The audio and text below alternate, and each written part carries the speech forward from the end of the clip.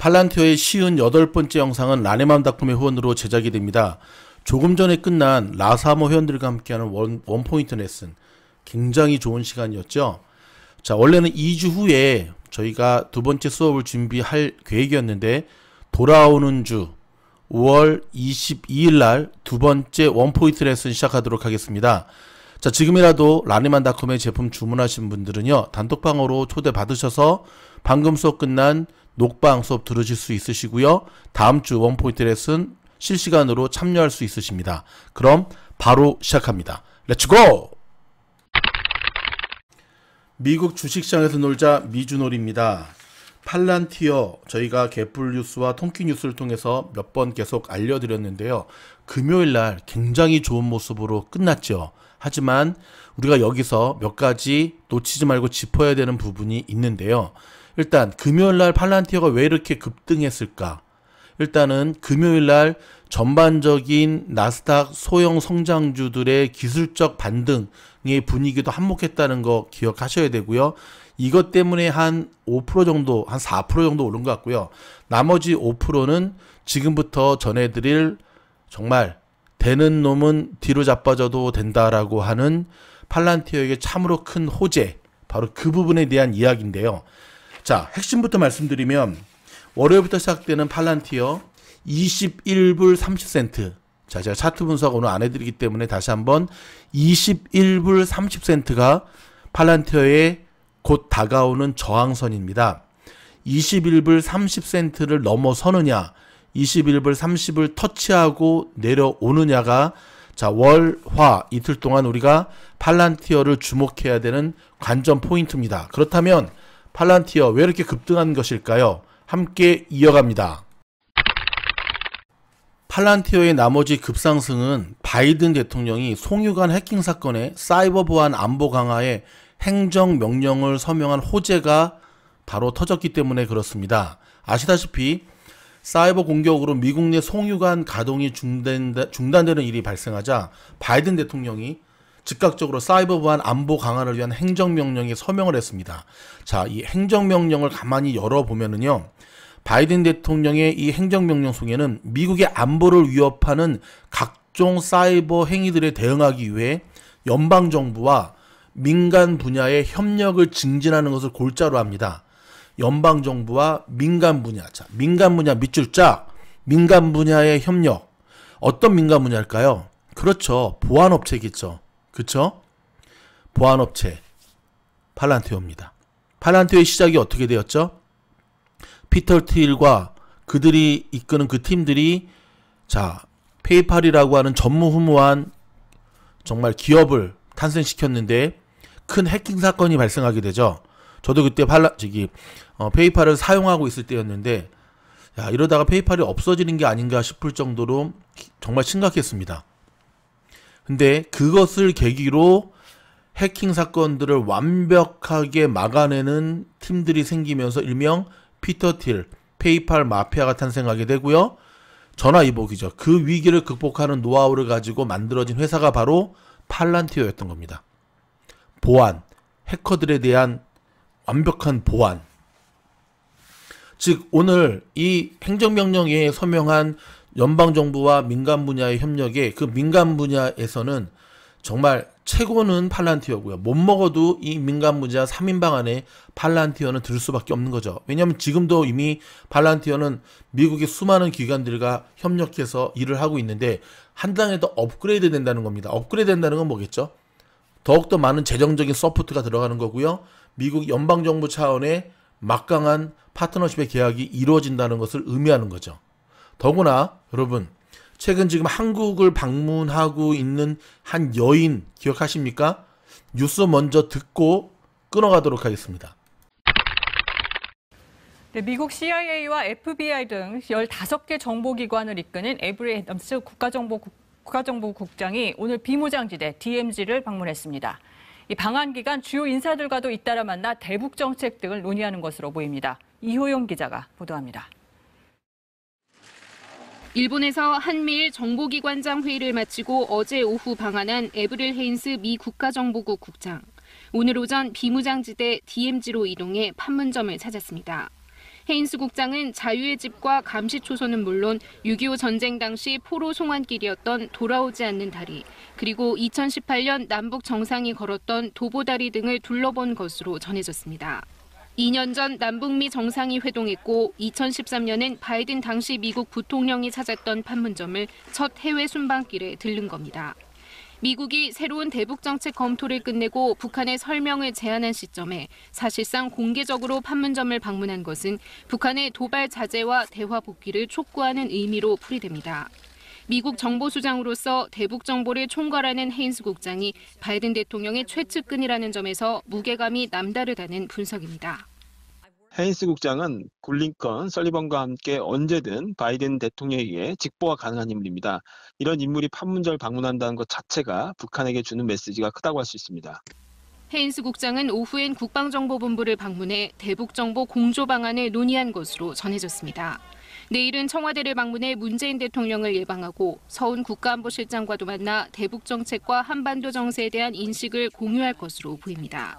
한편 한미일 정보기관장 회의에 참석하고 오늘 귀국한 박지원 국정원장은 방일 기간 스가 총리를 만나 한일 관계 정상화의 필요성을 강조한 것으로 전해졌습니다. KBS 뉴스 이효용입니다. 자, 여러분 어떻습니까? 뉴스에 등장하는 헤인즈 국방장관, 그렇죠? 국방부 장관이 아니라 이제 정보국장이죠. 한국말로 하면은 국정원, 쉽게 말해서 미국의 최고 안보 수장이라고 할 수 있는데, 여러분 팔란티어 공부하신 분들 저 여인이 누군지 아시죠? 맞습니다. 한때 팔란티어의 임원이었고요, 자문위원이었고요.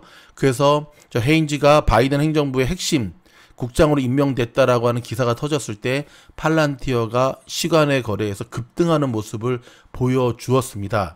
근데 이 헤인즈가 지금 한국을 방문하고 있지 않습니까? 물론 국장으로 임명되고 난 다음에 이제 우방국들을 쭉 둘러보는 것이 관행이긴 하지만 일본을 거쳐서 한국을 와가지고 판문점과 두루두루 거치면서 지금 만나고 있는데, 자, 어떤 이야기를 할까요? 북한, 중국, 러시아에 대한 이야기에 대한 안보체제, 협력의 방안을 문재인 대통령과 나누겠죠. 왜 이게 이렇게 중요하냐면요. 북한은 지금 전 세계적으로 가장 강력한 해커 집단들을 국가 차원의 북한을 국가라고 표현하진 않지만 아무튼 이 국가 차원, 국가 아닌데 아무튼 이 북한의 이 정부는 되겠네. 정부 차원에서 만들고 있는 나라이기 때문에 그렇습니다. 그래서 얼마 전에 미국이 대놓고 북한의 해커들의 실명과 얼굴을 공개한 적이 있죠. 그렇죠. 시대가 바뀌었습니다. 예전에는 미국의 인지를 잡아서 볼모로 해놓고 몸값을 요구했는데 지금은요, 그 사람의 인질이 바로 미국의 중요한 정보기관들이라든지 송유관 같은 이게 인질로 바뀌면서 결국 저들은 돈벌이 시대가 이렇게 바뀌네요. 문득 많은 분들은 저한테 이런 질문을 하시는 것을 보게 됩니다. 팀장님, 보통 송유관, 석유 하면은 파이프라든지 펌프, 새까만 원유 같은 어떤 그러한 이미지가 떠오르는데 이게 IT의 해킹하고 어떤 연결이 되나요? 굉장히 좋은 질문인데요. 과거에는 그랬는데 지금은요, 이 클로니얼 파이프라인 같은 거대 석유 회사들은요, 상당 부분 디지털화 되어 있습니다. 수백 킬로미터 길이의 송유관 속에 디젤과 휘발유 및 제트 연료의 흐름을 관리하는 일명 센서 온도 조절 및 밸브 펌프 등의 로봇, 최첨단 AI 로봇가 그 안을 계속 이동한다는 겁니다.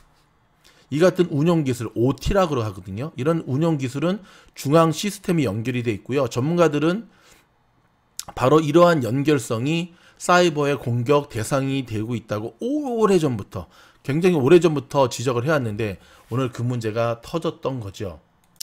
저는 이것을 현대판 진주만 습격이라는 생각이 듭니다. 왜냐하면 올해 들어서 벌써 처음에 SWI 사건 이후로 솔라윈지죠. 세 번째 국가 핵심 기반이 지금 해킹당하는 사건이거든요. 그러니까는 진주만의 습격 사건 이후로 일본이 거의 패망의 초토화를 당한 것처럼 바이든 행정부가 자존심에 큰 상처를 입었기 때문에 이제는 쉽게 놔두지 않겠다. 그래서 지금 대통령이 행정명령에 서명을 한 거거든요. 자, 올해부터의 팔란티어의 움직임이 굉장히 중요합니다. 좀 전에 서두에서 말씀드렸던 대로 일단 20불대 올라서긴 했어요. 올라서긴 했고 지금 아크는 물 들어올 때 노젓는다고 계속해서 팔란티어를 계속해서 추가 매수하고 있는데 아크 이외의 다른 기관들도 팔란티어의 매수의 움직임들이 포착이 되는데요. 자, 이런 모습들이 자, 이번 한 주 동안 돌아오는 한 주 동안 팔란티어가 계속 가져와야 됩니다. 자, 항상 그랬듯이 또 밀리면서 20분 밑으로 밀리면서 먹은 거 다 토해내면 호재를 살리지 못하면 기회를 살리지 못하면 정말 그 다음에 또 아주 안 좋은 상황으로 지금 전락할 수밖에 없습니다. 팔란티어 그래도 한국의 서학개미들이 가장 많이 매수한 종목 테슬라 이번에 너무 실망해가지고 막 다 팔고 있다는데 팔란티어는 그 정도의 실망은 아니지 않습니까? 여러분 팔란티어 주주분들 좀 버티시기 바라고요. 매물대가 굉장히 많이 쌓여져 있기 때문에 20불부터 제가 봤을 때는 23불부터 27불 사이에 강력한 매물대를 뚫어내느냐 플러스 추세가 전환이 되어야 되는데 아직 시장은 소형주가 아니라 지금 다우 중심으로 움직이고 있기 때문에 소형주로의 손바뀜이 일어나고 그 다음에 강력한 매물대를 뚫어가면은 그러면 뭐 2분기 실적도 좋을 수밖에 없죠. 그렇게 됐을 때 팔란티어가 그동안 굉장히 밀렸던 앞자리가 4에서부터 시작해서 1까지 밀렸던 굴욕적인 시간들을 만회하고 재상승할 수 있을 거라고 저는 확신을 합니다. 그럼에도 불구하고 여러분 이 모든 것들이 매출과 실적으로 그대로 연결되기 위해서는 항상 길게 보는 습관 필요하고요. 팔란티어를 장기적인 관점에서 투자하는 포지션 기억하시고요. 끊어가는 전략도 잊지 마시기 바랍니다. 여러분 저희의 이 영상이 도움이 되었다고 한다면 좋아요, 구독, 알림 눌러주시고요. 정말 이 위기를 송유관의 이 위기를 기회로 삼아 반등에 성공한 팔란티어의 앞날을 응원하겠습니다. 화이팅! 팔란티어 상품을 추천합니다. 여러분 저희 미주놀에서 만든 게 아니고요. 팔란티어 본사에서 직접 만든 마스크, 모자, 그 다음에 하얀색 물병입니다. 팔란티어가 소프트웨어만 잘 만드는 줄 알았더니 상품들도 참 잘 만드네요. 일단 모자 같은 경우는요. 두상의 크기와 상관없이 누구나 쓸 수 있도록 조절이 되고요. 그 다음에 저 하얀색 팔란티어 로고가 수가 나져 있습니다. 수로 나져 있고요. 마스크 같은 경우도 끈 조절이 돼서 대중소 다 하실 수가 있고요. 로고가 수로 나져 있진 않지만 하지만 굉장히 안에 필터를 넣을 수 있게끔 좋은 천으로 빨아 쓰는 마스크 용도로 만들었고요. 그 다음에 물병 제가 직접 사용하고 있는데 아주 좋습니다.